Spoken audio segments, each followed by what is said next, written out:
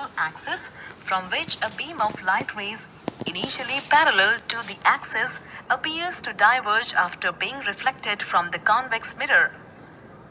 A parallel beam of light rays is incident on a convex mirror mm'.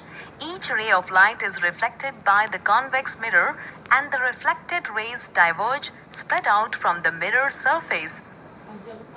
Now we will know about focal length of convex mirror. A convex mirror has virtual focus. The focus of a convex mirror is situated behind the mirror. The focal length of a convex mirror is the distance from the pole P to its principal focus F. Relation between radius of curvature and focal length of a spherical mirror.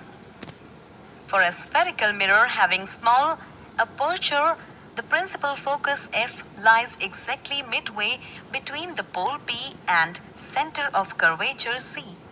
So the focal length of a spherical mirror, a concave mirror or a convex mirror is equal to half of its radius of curvature. If F is the focal length of a spherical mirror and R is its radius of curvature, then F is equal to R divided by 2. Rules for obtaining images formed by concave mirrors. When an object is placed in front of a concave mirror, an image is formed. The image is formed at that point where at least two reflected rays intersect or appear to intersect. Rule 1. A ray of light which is parallel to the principal axis of a concave mirror passes through its focus after reflection from the mirror. Rule 2. A ray of light passing through the center of curvature of a concave mirror is reflected back along the same path. Rule 3. A ray of light passing through the focus of a concave mirror becomes parallel to the principal axis after reflection. Rule 4. A ray of light which is incident at the pole of a concave mirror is reflected back, making the same angle with the principal axis. Formation of different types of images by a concave mirror. The type of image formed by a concave mirror depends on the position of object in front of the mirror. Between the pole P and focus F, at the focus F, between focus F and center of curvature C, at the center of curvature C, beyond the center of curvature C, at far off distance called infinity. Case 1. Image formed by a concave mirror when the object is placed between pole and focus of the mirror, object between P and F. We have an object AB placed between the pole P and focus F of a concave mirror. That is, the object is within the focus of the concave mirror. To find out the position and nature of the image starting from A, we draw a ray AD parallel to the axis. This ray gets reflected at D and then passes through the focus F. A second ray of light AE passing through the center of curvature C strikes the mirror normally or perpendicularly at point E and gets reflected back along the same path. When an object is placed between the pole P and focus F of a concave mirror, the image formed is behind the mirror, virtual and erect C of the concave mirror. A ray of light AD which is parallel to the principal axis passing through the focus F after reflection. Now the second ray of the light that we usually use is the one passing through the center of curvature C. But in this case, the object itself is placed at the center of curvature, so we cannot use this ray of light to locate the image.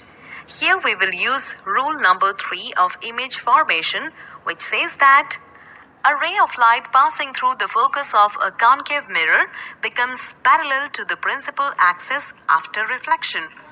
So we now take the ray AE passing through the focus F. When an object is placed at the center of curvature C of a concave mirror, the image formed is at the center of curvature C, real and inverted, same size as the object. Case 5.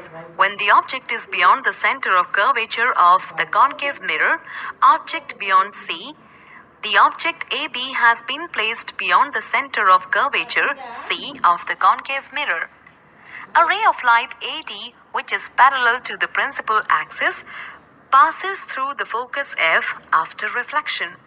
A second ray of light AE, passing through the center of curvature, falls normally on the mirror surface at E and returns along the same path.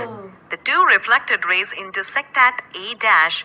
Thus, A dash is the real image of point A of the object. To get the complete image, we draw A dash B dash perpendicular to the axis of image by a convex mirror. We have an object AB placed in front of a convex mirror M anywhere between pole P and infinity.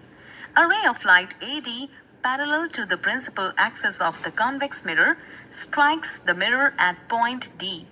Now, according to the first rule of image formation, this parallel ray of light should appear to be coming from focus F after reflection. So we join the points D and F by a dotted line and produce the line FD towards the left in the direction dx. Now dx gives us the reflected ray which appears to be coming from focus F of the convex mirror. When an object is placed anywhere between pole P and infinity in front of a convex mirror, the image formed is behind the mirror between pole P and focus F, virtual and erect, diminished, smaller than the object. When the object is at infinity. When an object is at infinity from a convex mirror, the image formed is behind the mirror at focus F, virtual and erect, highly diminished, much smaller than the object. Since the image of a distant object formed by a convex mirror is highly diminished, we can see the full image of a tall building or tree, even a small convex mirror. When the object kept at infinity in front of a convex mirror is assumed to be a big arrow pointing upwards, then its image is formed at focus according to the ray diagram shown below.